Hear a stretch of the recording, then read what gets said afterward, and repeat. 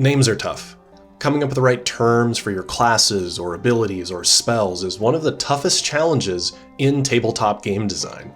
I mean, do you call your fighter a fighter or a warrior or the man-at-arms or the soldier or the mercenary? I mean, how do you go about picking the right terms for your game?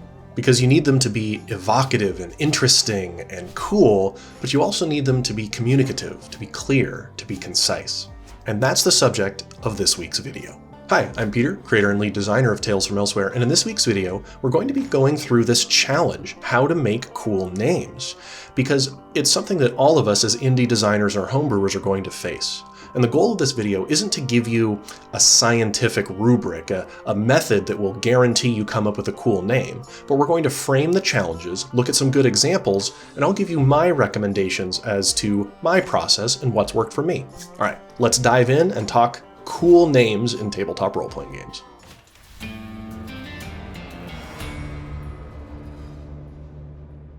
Let's start off by framing this challenge and why it's important. The terms you use in your game to describe the features and rules and the world go a long way toward immersing the reader in that fiction, in that game. It helps communicate to them about the types of characters they're going to be playing and the world that you've created.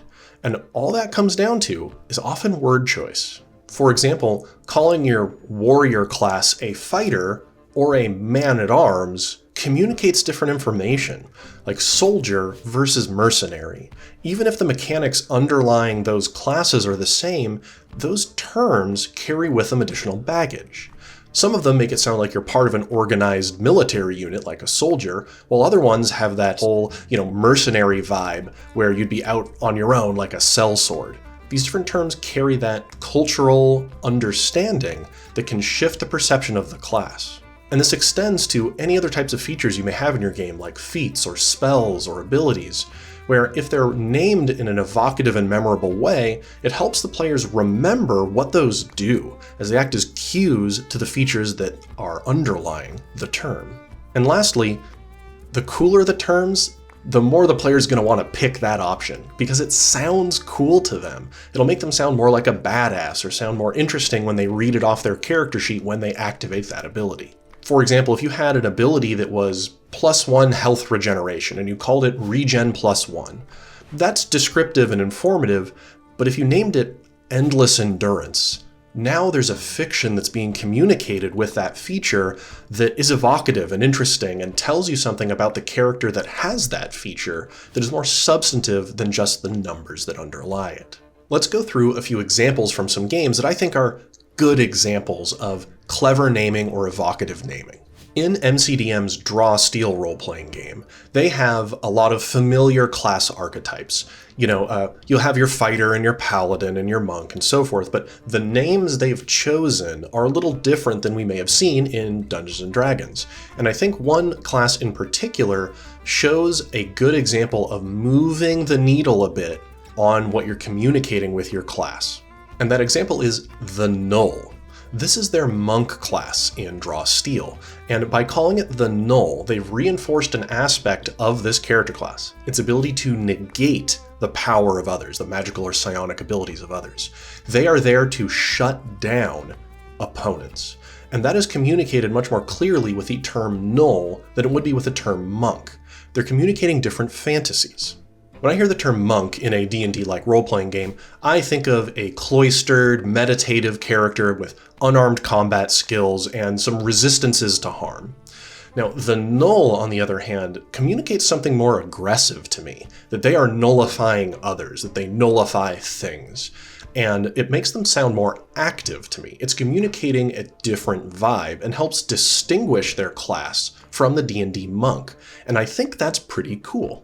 Now, the drawback of this is that it's moving it away from familiar territory, and having familiar terms can be useful because it communicates very quickly an archetype that the players are probably already familiar with. If somebody's playing Draw Steel, chances are they may have read through one of the editions of Dungeons & Dragons before, and so the term monk, if they stuck with it, would communicate a bunch of concepts immediately without needing them unpacked. So that's the sacrifice you make when you divert from that beaten path. And it's up to you as a designer to determine if diverting from the normal term is worth it for you in your game for that evocation. Now, my personal opinion is that you should always go for the more evocative, interesting term. Find some obscure term to apply to your class. Don't go with a beaten path. That's my personal preference, but you don't have to follow that. The next game I'd like to talk about is Flarefall, which is made by the awesome Trekaros. If you're watching my channel, chances are you've heard of Trekaros. I'll put a link to his channel down below. He's absolutely awesome. And he's made his own tabletop role-playing game with a dedicated website that's an alpha where there's a character builder. So I want to go through a few of the features that you can choose in his game that I think are just named really well. In the muscle category of features, there's one option called 1000 Scars. And that is so cool. All it really does is let you recover from injury a little faster than others, but the term 1000 Scars in a post-apocalyptic game like this is just so evocative to write onto your sheet. When I add that to my sheet, I'm thinking, wow, what a badass survivor this character must have been to have all these scars all over their body, right? And that they can shrug them off, they can shrug off these injuries and just keep going. I think that's super evocative and is better than a term just like toughness. In the hacker category, there's an option called local network access, and I think this is a good example of using industry jargon or technical jargon to immerse the players a bit more.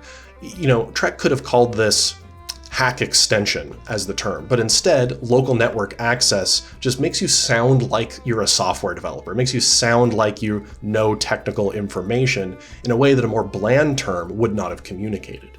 In the gambler category, there's one called Never Tell Me the Odds, and that is just really evocative as it is, right? If you're playing a gambler character, that's a classic line, never tell me the odds, I'm gonna try anyway.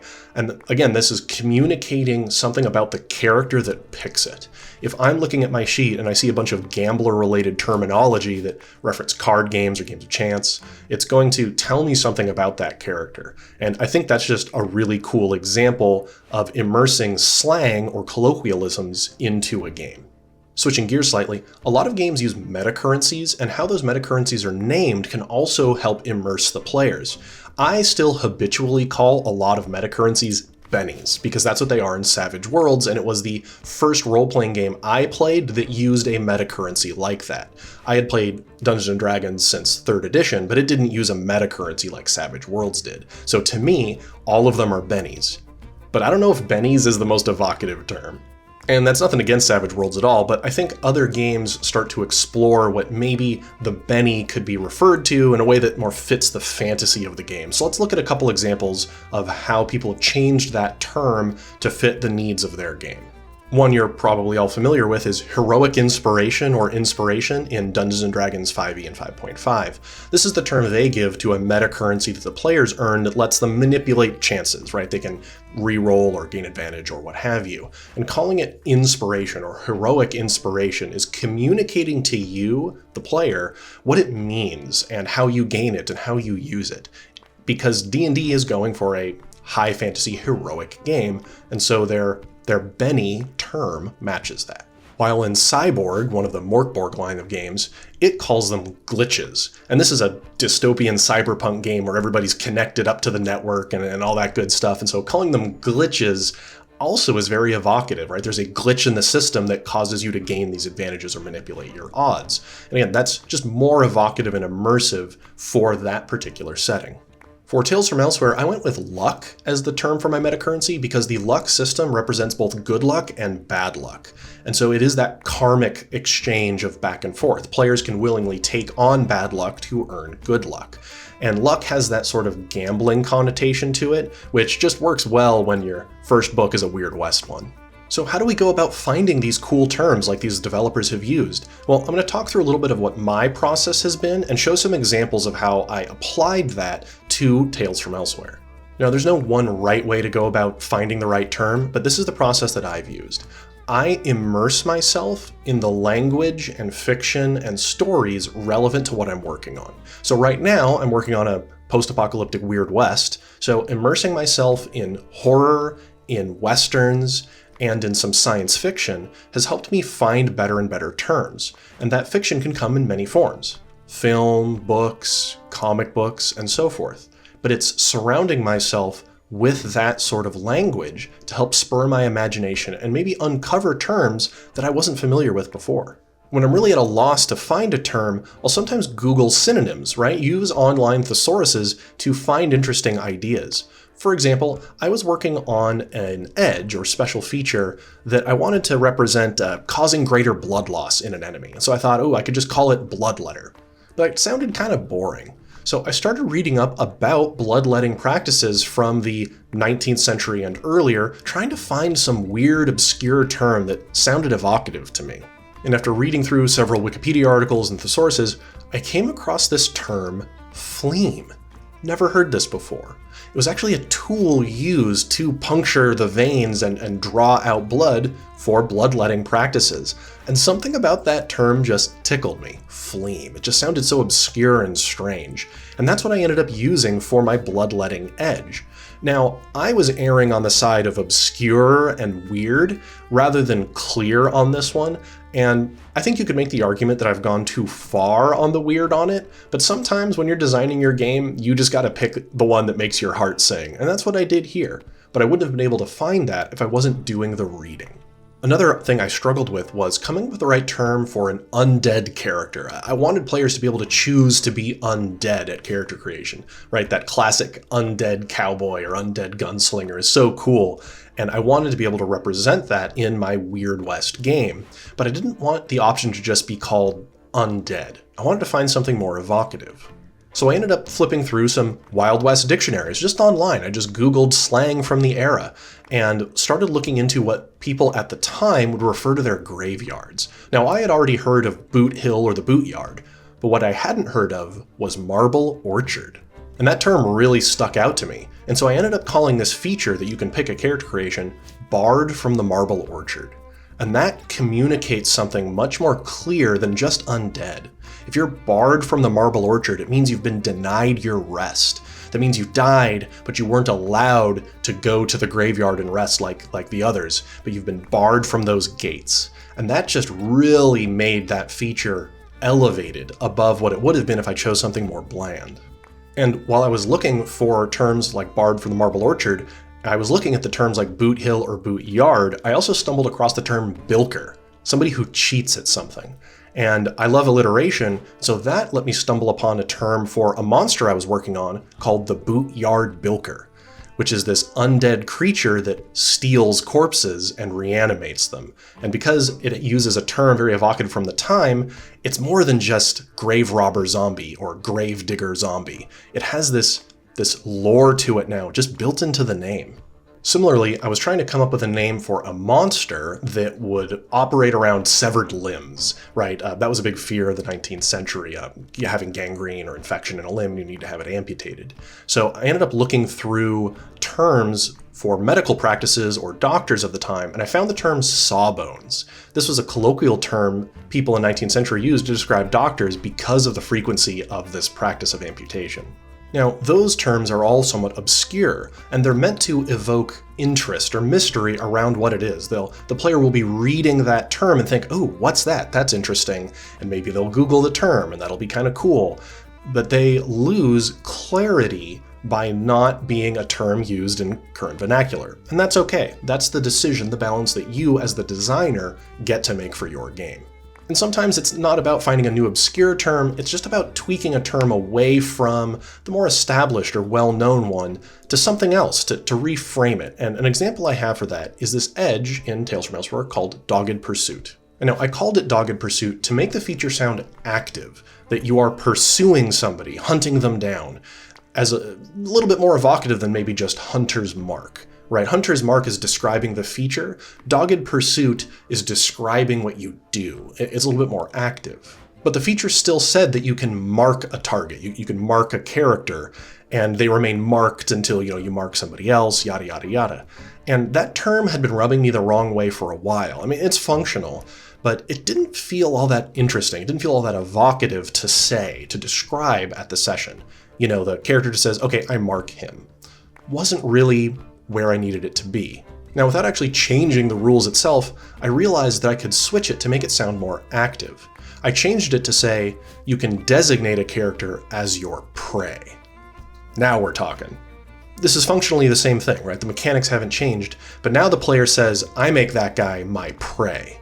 And this is way more evocative and active sounding, more aggressive sounding, simply by changing that word around. And I think the feature is way stronger from an evocation standpoint with just that little change. Because now, instead of saying, he's marked by me, you say, he's my prey, right? That small tweak pays a lot of dividends as far as evocation goes. And I'm really happy with how my game has come along in the evocative terms department. I've got all sorts of features that are things like hay baler, or butcher, or heart of the iron rooster. These terms are just more than just descriptive, they're evocative, and trying to immerse the players in a kind of Wild West vernacular. And I think it's come along really well, but it has been a process. And if your interest is piqued about my game, there's going to be a link down below to the Discord server where we run playtests and talk shop about game design in general, as well as a link to my website where you can download free playtest materials for it. It's a pretty cool game. Go ahead and check it out if that's interesting to you. But the real call to action here is I would love to know what interesting, awesome, evocative terms you've found in either games you're working on or ones you've read.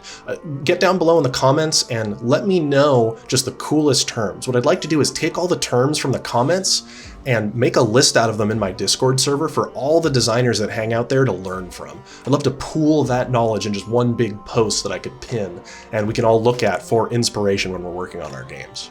And as always, thank you for watching and for hitting that like and subscribe button if maybe you haven't already. I hope to see you next week on Tales from Elsewhere.